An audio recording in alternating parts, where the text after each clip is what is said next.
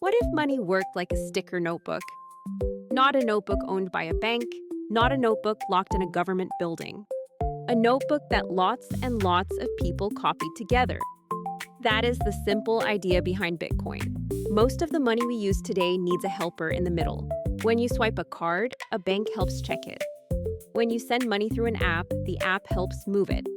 When you buy something online, a company helps keep the record. That can work just fine. But Bitcoin asks a different question. What if people could send money to each other without one big helper in the middle? What if everyone could check the record together? To understand that, imagine a playground. A bunch of kids are trading stickers at recess. Emma has a dinosaur sticker. Noah has a rocket sticker. Mia has a star sticker. Emma gives Noah the dinosaur sticker. Now, everyone needs to remember who owns what. So the class makes a sticker notebook. Every time someone trades, they write it down. Emma gave Noah the dinosaur sticker. Noah gave Mia the rocket sticker. Mia gave Lucas 2 star stickers. Easy enough. But now there is a problem. What if Emma tries to be sneaky? What if she gives Noah the dinosaur sticker? Then walks over to Mia and says, "Hey, I still have the dinosaur sticker. Want to trade?" That would be cheating. She would be trying to spend the same sticker twice. With real stickers, that is hard to do. If the sticker is gone, it is gone. But digital things are different. A photo can be copied, a song can be copied, a file can be copied. So if money is digital, how do we stop someone from copying it and spending it twice? Bitcoin's answer is the notebook. But not one notebook.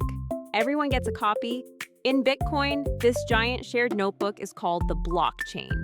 That sounds complicated, but it just means a public list of who sent Bitcoin to who. When someone sends Bitcoin, the network checks the notebook. Do they really have the Bitcoin? Did they already send it to someone else? Did they really give permission, kind of like signing their name on the trade? If everything looks right, the trade can go into the notebook. But Bitcoin does not add one trade at a time. It waits for a bunch of trades. Then it puts them together on one new page. That page is called a block. When the page is finished, it gets attached to the pages before it. Page after page after page. That is the blockchain. A chain of pages. And because each new page connects to the older pages, changing an old page would mess up the whole notebook. So who gets to add the next page? That is where miners come in. Miners are not people digging in the dirt. They are computers playing a giant guessing game. Imagine a group of kids trying to solve a really hard puzzle. The first one to solve it gets to staple the next page into the sticker notebook. But before everyone accepts the page, they check it. Are the trades fair? Did anyone try to spend the same sticker twice?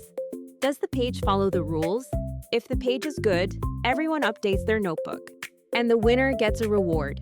In Bitcoin, that reward is new Bitcoin, plus small fees from the people sending Bitcoin. That is how new Bitcoin slowly enters the world. But here's a very important part. Bitcoin has a rule built in from the beginning. The jar can only ever hold 21 million Bitcoin. No one gets to sneak more in later. No company can print extra Bitcoin. No boss can say, "Let's make more." The rules say there is a limit. That is why some people call Bitcoin digital gold. Not because it is shiny, not because it is a metal, but because it is limited and hard to make more of. Now, let's make this real. Sarah wants to send a little Bitcoin to David. Sarah opens her Bitcoin wallet. She types in David's Bitcoin address. She presses send. The network sees the request. Then the notebook check begins. Does Sarah have enough Bitcoin? Did she already spend it? Did she really approve this? If the answer is yes, her trade waits for the next page. A miner wins the puzzle. The miner adds the page. Everyone checks it. Then the notebook says, Sarah sent Bitcoin to David. No bank had to approve it. No credit card company had to move it. The network checked the notebook together. That is the big idea.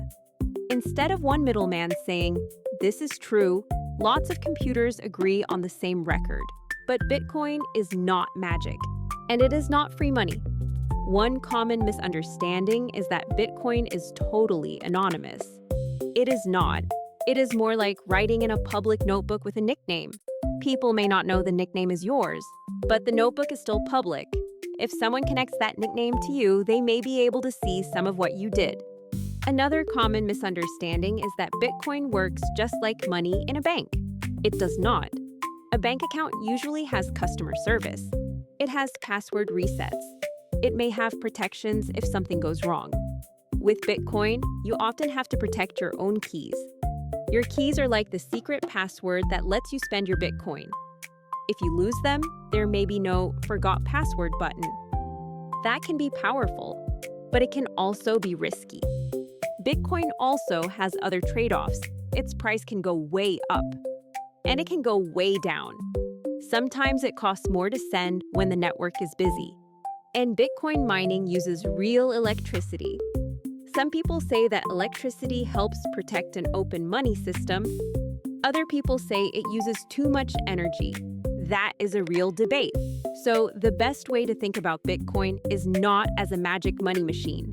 Think of it as a giant experiment, a worldwide experiment in digital money without one central keeper. Bitcoin is digital money with a public notebook. The blockchain keeps track of who sent what.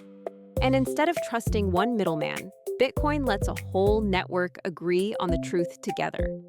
If this helped Bitcoin finally click, subscribe for more simple explanations of complicated ideas. Next time, we'll take another confusing topic and explain it with crayons instead of jargon.